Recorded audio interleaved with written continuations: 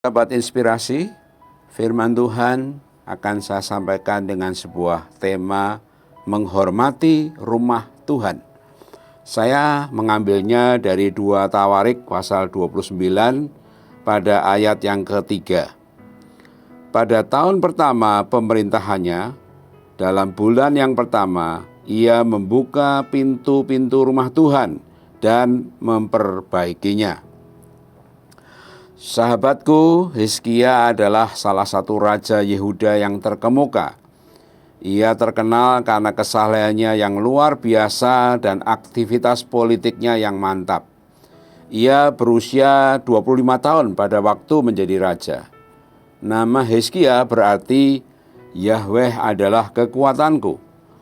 Sesuai dengan namanya, maka Hizkia adalah salah seorang raja yang mengandalkan dan mendahulukan Allah di dalam kehidupannya.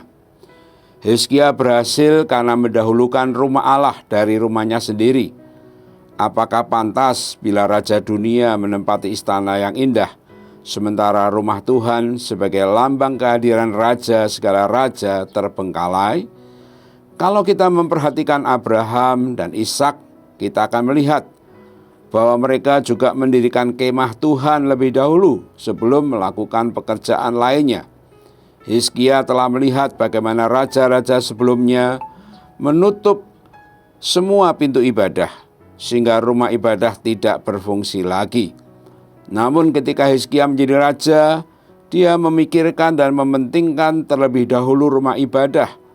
Dalam kitab Tawarik dikatakan, lalu masuklah mereka menghadap Raja Hizkia dan berkata, kami telah mentahirkan seluruh rumah Tuhan, juga mezbah korban bakaran dengan segala perkakasnya, dan meja roti sajian dengan segala perkakasnya, dan segala perkakas yang dibuang Raja Ahaz ketika ia berubah setia pada masa pemerintahannya, telah kami sediakan dan kami kuduskan. Sekarang semuanya itu ada di depan mezbah Tuhan. Pada 2 Tawarik pasal yang ke-29 ayat ke-18 dan 19. Saudaraku, sebagai orang percaya kita pun harus menghormati rumah Tuhan.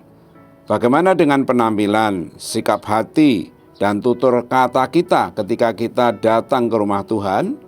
Apakah semuanya menunjukkan bahwa kita menghargai Tuhan? Penampilan, sikap hati, dan tutur kata kita adalah gambaran dari apa yang ada di hati kita. Bila kita memang menghormati Tuhan, maka sikap hati kita juga akan hormat ketika berada di rumah Tuhan. Namun perlu juga kita ketahui bahwa rumah Tuhan tidak hanya terbatas pada gedung gereja saja.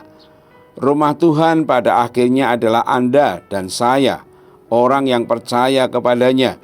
Dikatakan itu dalam 1 Korintus 3 ayat 16.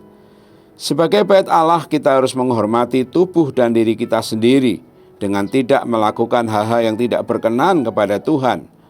Bahkan bukan hanya tubuh kita, rumah kita pun harus menjadi rumah Tuhan, di mana semua anggota keluarga menghormati Tuhan.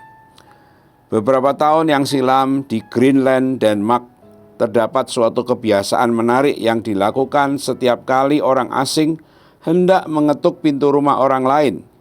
Pemilik rumah akan bertanya dari dalam, "Siapakah itu?" Maka orang asing itu akan menjawab, "Apakah Allah tinggal di rumah ini?" Jika pemilik rumah menjawab, "Ya," maka tamu itu akan masuk ke dalam rumah. Seandainya ada seorang berkunjung ke rumah kita hari ini, lalu mengajukan pertanyaan yang sama kepada kita, apakah yang akan Anda katakan? Apakah Allah tinggal di dalam rumah Anda? Apakah rumah Anda juga sudah menjadi rumah Tuhan? Apakah Allah merupakan kehidupan dan nafas keluarga kita?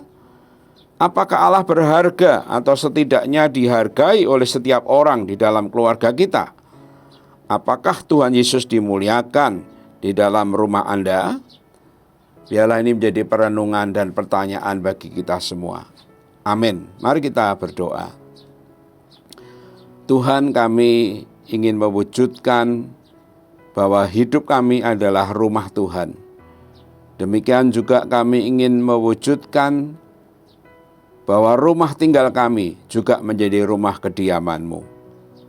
Ajar kami juga untuk memiliki sikap menghormati akan rumah Tuhan, akan gereja di mana kami beribadah.